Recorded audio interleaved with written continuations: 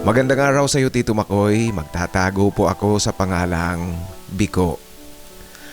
Nag-umpisa ang kwento ko noong kumuha ng bagong houseboy ang mga magulang namin. Sa bahay siya mananatili at ang kanyang trabaho ay mag-ayos at maglinis ng aming bakuran, mag-alaga ng mga halaman, maghatid ng pagkain sa mga trabahador namin sa tindahan at saka yung iba pang gawain na kinakailangan ang tulong niya. Siya si Beloy, galing sa malayong barangay ng lungsod namin. Magkasing edad kami, bilugan ang kanyang katawan, kulot ang kanyang buhok, kayumanggi ang kanyang kulay ng balat. Ito'y dahil sa pagtatrabaho niya sa bukirin sa kanilang nayon. Ngunit Tito Makoy, kung titingnan ko siya, kakaiba ang dating ng kanyang mukha kasi may pagkamaamo at mabangis.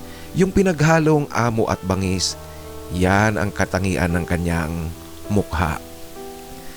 Umaga pagising ko, nakita ko na lang siyang naglilinis sa bakuran namin. Sinabi sa akin ng aming mga katulong na siya pala ang bagong houseboy namin. Dumating ito kahapon. Hindi ko kasi siya nakita noong gabi pag uwi ko galing sa eskwela. Alam mo Tito Makoy, pinagmamasdan ko siya mula sa loob ng aking silid habang ginagawa niya ang kanyang mga tungkulin. Nahuhulma ang kagandahan ng kanyang katawan sa basa ng pawis at tubig na t-shirt na kanyang suot-suot. Pagkaalis ng mga magulang ko papunta sa tindahan namin, linapitan ko siya habang nagpapahinga matapos niyang malinis ang harapan ng bahay. Tinanong ko ng mga personal na tanong kung taga saan at kung ano ang kanyang ginagawa dati bago siya namasukan dito sa amin. Tinanong ko rin kung ano ba ang hilig niya sa sports. Sa lugar po namin, sir, volleyball ang madalas na nilalaro ko. Kasi mayroong volleyball court na malapit lang sa bahay. Tuwing linggo may mga naglalaro dito. Minsan may mga dayo, minsan naman yung mga taga doon lang sa barangay namin. Ito ang kanyang sagot sa akin, Tito Makoy. Alam niyo po, nakita ko sa kanya na may laman ito kung magsalita. Sayang nga lang at hindi siya nakakapagpatuloy ng kanyang pag-aaral. Sa bawat tanong ko, Tito Makoy, mararamdaman mo talagang may laman ang kanyang mga sagot. Magaling pala si Beloy sa chess. Kaya kumbinsido akong matalino nga itong bagong houseboy namin.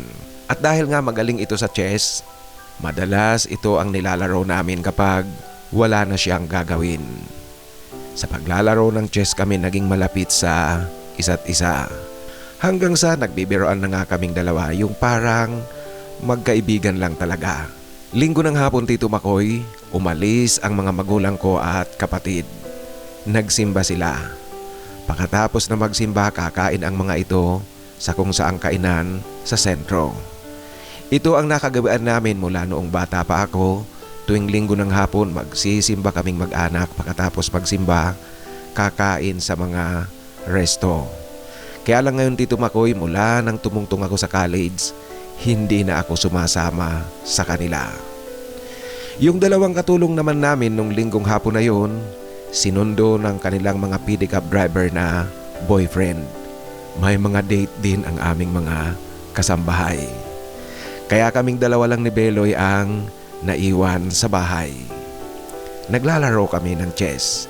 Nakaupo lang ako sa may gutter ng halamanan.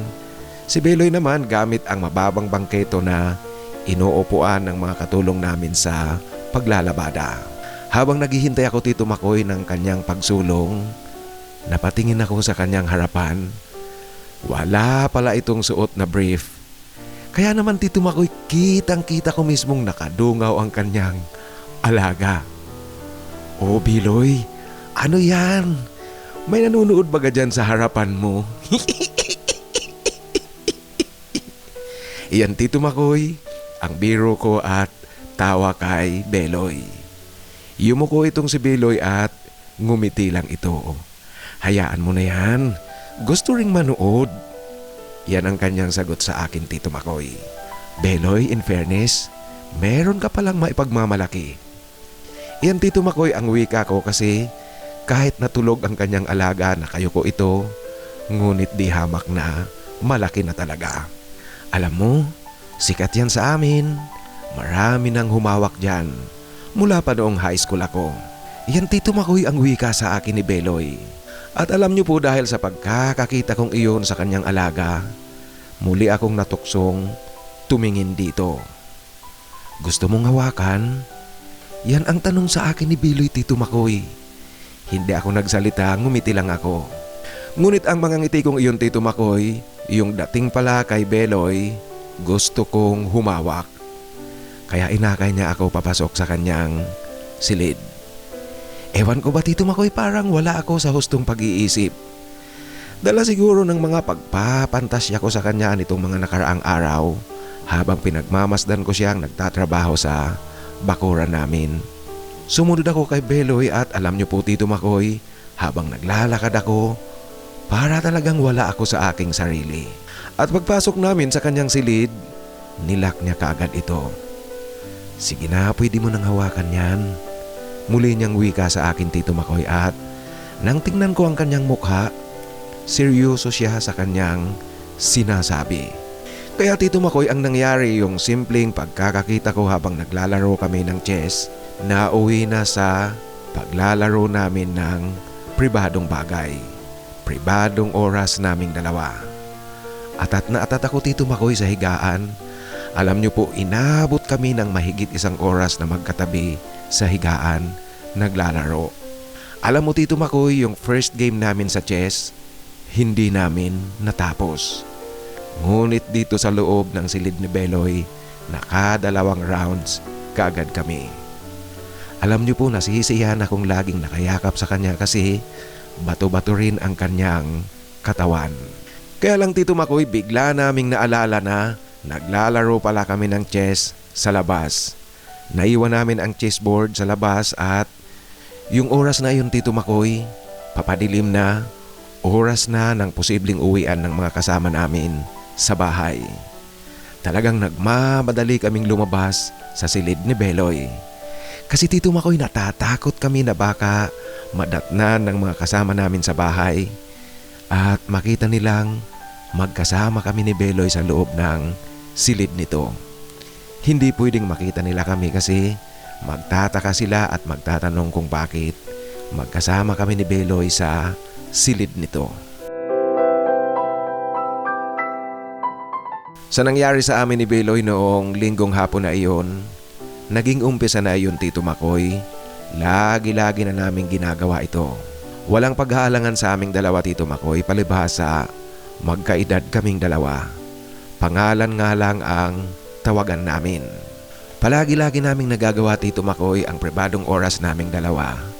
Pagtulog na ang lahat sa bahay, maging ang mga katulong. Yan ang oras na pumapasok ako sa silid ni Beloy. Nagpapakasaya kaming dalawa. At sa panahong ito Tito Makoy, kung sakali man mayroon ang makakita sa amin na nagkikwentuhan kaming dalawa ni Beloy sa loob ng kanyang silid, hindi na gaanong magtataka ang mga ito kasi nga gabi-gabi madalas nagkikwentuhan kami sa labas ng bahay pagkatapos naming maghapunan. Ang mga magulang ko kasi Tito Makoy, kabilin-bilinan nila sa amin na ang mga kasambahay namin dapat ituring na kapamilya. Kaya alam ko ring hindi sila magtataka kung makita man nila ako ngayon na pumapasok sa silid ni Beloy. Dahil nga sa gabi-gabi at araw-araw nakikita nilang maganda ang pakikutungo namin sa lahat na kasambahay. Maganda ang aming samahan ni Beloy bilang anak ako ng kanyang amo at siya naman kasambahay namin. Dumadaan ang mga araw Tito Makoy, alam kong pareho kami ni Beloy masaya at nasisiyahan sa aming lihim na relasyon. Kung minsan meron akong tinatapos na assignment sa school, hindi kaagad ako nakakalabas ng bahay. Nagte-text na sa akin itong si Beloy, nagtatanong kung hindi raw ba ako lilipat sa kanyang silid. Alam mo Tito Makoy, hindi ko rin alam sa aking sarili kung bakit ganito. Kasi ang nahalata ko, parang ganado ako pati sa aking pag-aaral ngayong meron kaming lihim na relasyon ng houseboy naming si Beloy. Kaya lang Tito Makoy, alam niyo po, yung mga masasayang araw namin ni Beloy, nagtapos. Nalungkot lang ako ng husto noong isang araw na lang nagpaalam na siya sa amin, pakalipas ng mahigit 3 taong paninilbihan niya sa amin. Alam niyo po, hindi ko mailarawan kung anong kalungkutang dumapo sa akin. Iniyakan ko rin ito Tito Makoy ng lihim sa aking silid tuwing gabi. Yung pag-oras na baga na dapat lilipat na ako sa kanyang silid, yung oras na dapat magkasama na kaming dalawa sa pribadong oras namin. Yun Tito Makoy, umiiyak ako sa ganyang oras. Dumadapo sa akin ang kalungkutan na hindi ko talaga maipaliwanag. Kaya lang alam ko naman na meron siyang plano sa kanyang buhay, kaya kahit na malungkot ang kanyang pamamaalam, pinayagan ito ng aking mga magulang. At liban pa dyan, maganda rin naman talaga ang pamamaalam niya sa amin. Ilang buwan ang nakalipas Tito Makoy mula nang umalis sa amin si Beloy, nabalitaan kong kumuha pala ito ng electrician course sa TESDA. Natuwa ko nang marinig ko iyon kasi kahit papaano, nakinig siya sa mga suggestion ko sa kanya noon. Madalas ko kasi siyang sinasabihan noon Tito Makoy na huwag ikulong ang buhay sa paninilbihan lang sa iba kagaya sa amin. Kinakailangan niya pa ring mangarap. Yung mga sinasabi ko sa kanya noon Tito Makoy, pinakinggan niya at sinunod niya ito.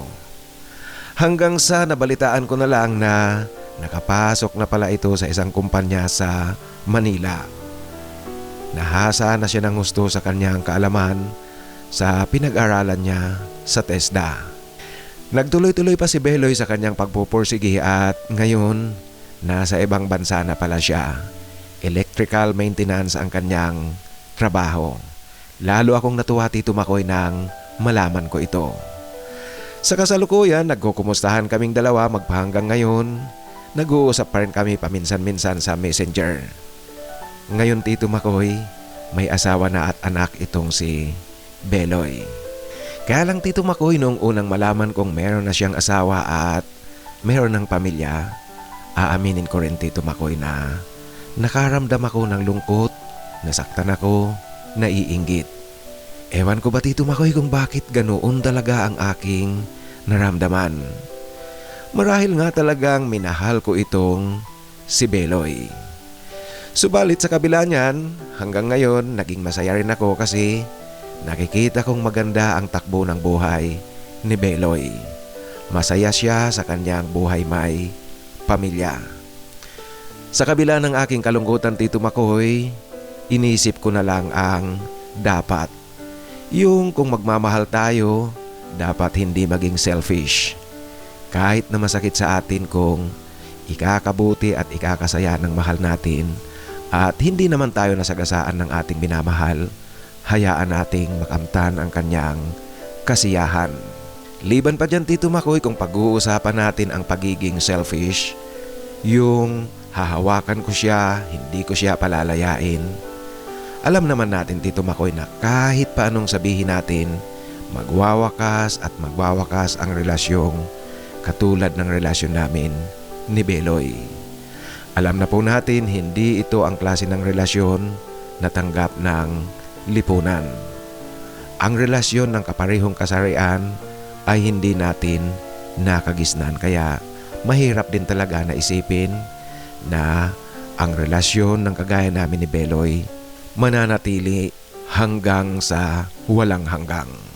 Hanggang dito na lang po Tito Makoy ang aking kwento. Sana po piliin nyo rin at ibahagi dito sa iyong channel. Ang isa sa mga sumusubaybay sa iyong channel, Biko. Maraming salamat Biko sa pagbabahagi mo ng iyong kwento. Alam mo tama ka dyan, kung mahal mo ang isang tao, ibibigay mo ang kanyang kalayaan. Lalong-lalo na kung maganda naman ang inyong samahan, hindi ka naman natapakan, hindi ka naagrabyado. Ang pagmamahal talaga paminsan-minsan, kinakailangan ang pagpaparaya at ang pagpapalaya. Sa muli, maraming salamat Biko sa pagbabahagi mo ng iyong kwento at saludo ako sa iyo. Saludo ako sa takbo ng iyong pag-iisip. Ngayon mga kaibigan, sa ating shoutout, ang nagpapa-shoutout doon sa sinusundang upload nito, yung lalaki na ang gusto dahil kay Ali. Shoutout sa ating kapatid na si Romeo Sarati ng Pangasinan. Romeo Sarati, shoutout sa iyo at maraming salamat. Ganoon din ang ating kapatid na si Joffer na nasa South Korea. Maraming salamat at shoutout sa iyo, Joffer. Ang ating kapatid na nasa Italy, si Felipe Gorospi. Ipi, maraming salamat at shout out sa iyo. Ganoon din ang ating kapatid na nasa San Jose, Dagus City, Davao del Sur, Remeo de la Rosa. Remeo de la Rosa, salamat at shout out sa iyo. I-shout out na rin natin ang ating mga kapatid dyan sa Davao del Sur. Ganoon din ang ating kapatid na si Josel Tabuena. Shout out sa iyo, Josel. Itong si Josel, kasama ito sa hinahanapan natin ng Forever, nasa Team B. Ang ating kapatid rin sa San Pablo City, gusto kong i-shout out si Serge Moreno. Serge, shout out sa iyo at maraming salamat sa tuloy-tuloy na suporta. Ganoon din ang ating kapatid na si Timothy Gonzales. Tim, shout out sa iyo at maraming salamat. Ang ating kapatid naman na si Gloria Smooth ng New Jersey, USA. Glo, maraming salamat sa tuloy-tuloy na suporta. Ang sabi ni Glo, gusto niya raw ang tawa ko. Yung tawa kong parang sabi nga ng iba dyan, parang hagik-hik ng tikbalang. Ano ba nga? Ini-imagine ko, ano ba talaga, paano tumawa ang tikbalang? Kagaya ba ng tawa ko? Maraming salamat, Glo. Ito kasing si Glo, siguro narinig niya yung shoutout ko kay Malik Sultan na sa tingin ko ang aking tawa ay yan ang magiging identity ko kung sakaling makatabi ko kayo na magkatabi tayo na hindi natin alam. Pag tumawa ako, yan, makikilala nyo ako na si Tito Makoy pala ito. Kagaya ng nangyari kay Malik Sultan, nagkasunod kaming dalawa sa Jollibee dyan sa Cubao. Nagsasalita ako, nasa likod ko siya. Tapos nung tumawa ako, nakilala niya ako. Kaya naki-share nga siya sa akin ng table sa Jollibee. Tapos yun, sa mahinang pananalita, tinanong niya ako kung ako si Tito Makoy. Alam niyo na po, sa una, in denial ako. Kaya lang nung sabihin niya yung tawa ko, hindi na talaga ako nakapagkaila. Sa muli, Gloria Smooth, maraming salamat at i-shout out ko rin muli si Malik Sultan. Maraming salamat, Malik Sultan, at nakakatuwa yung ating hindi sinasadyang pagkikita. At ang ating kapatid sa Pangasinan, si Ronick Ho, ang kanyang handle name, Ronick Ho Lamida 6573. Paano ba ibigas ang pangalan mo? Ronick Ho o Ronick Ho? Tatawagin na lang kitang Ronick. Ronick, maraming salamat sa pakikinig at shout out sa iyo. Ganoon din sa ating mga kapatid na nasa Pangasinan. Maraming salamat, Ronick. Itong si Ronick nagsulat ng kanyang pagpapa-shoutout doon sa namutla ng mabuking ang kapitbahay kong Lispo. O itong si Ronick, medyo swertihan lang na nabasa ko ang kanyang comment na pagpapa-shoutout. Nakita ko sa notification bell. Ang sabi ko nga sa inyo, kung nais nyong magpa-shoutout talagang sa pinakauling upload para siguradong mabasa ko yan. Kasi kung sa luma na, swertihan na lang talaga. Ang pag kiniklik ko yung notification bell sa account ko sa aking studio, ang lumalabas dyan talagang yung mga comment sa pinakahuling upload. Kaya swertihan lang talaga kung mabasa ko ang comment na nasa lumang upload na. Sa muli, Ronick, maraming salamat at ganoon din ang ating kapatid na nasa Dubai, United Arab Emirates, si Adon Adon Vlogs. Shout out sa iyo, Adon Adon, at maraming salamat. Ngayon, sa ating hinahanapan ng Forever, ang ating isa shoutout ngayon ay ang Team B. Para doon sa ngayon palang nakikinig sa ating kwentuhan, ang mga pangalang babanggitin ko po, naghahanap yan ng Forever. Kaya kung naghahanap kayo ng Forever, pwede nyo silang kontakin. Naghahanap ng Forever si Alfred TV 888, John M7, John Inglaterra, Alvin Santiago, si Rodney Kerubin, naghahanap rin, si JP Chulipa, Filmer Borromeo, Felipe Gorospe at si Josel Tabuena. Kung naghahanap po kayo ng Forever, pwede nyo silang kontakin. Isulat lang sa comment portion, sa comment section, at banggitin nyo kung sino sa kanila ang nais nyong maging kaibigan o kaya maging forever. Pag sinabi nating forever, seryoso yan, hindi yung mga pang-hook up lang. Talagang seryosohang relasyon. Sa muli, para doon sa mga nais na magpa-shoutout, pakisulat po sa pinakahuling upload para siguradong mabasa ko kaagad at ma-shoutout ko kayo. Sa mga nais namang magbahagi ng kanilang kwento, ipadala lang po sa aking email, titomarcos@yahoo.com. Sa inyo pong lahat mga kaibigan, sa muli ang aking taos-pusong pasasalamat sa tuloy-tuloy na pakikinig, sa tuloy-tuloy na sinasamahan nyo ako dito sa ating kwentuhan. Mabuhay po kayong lahat. Sumain nyo sana ang biyaya galing sa itaas.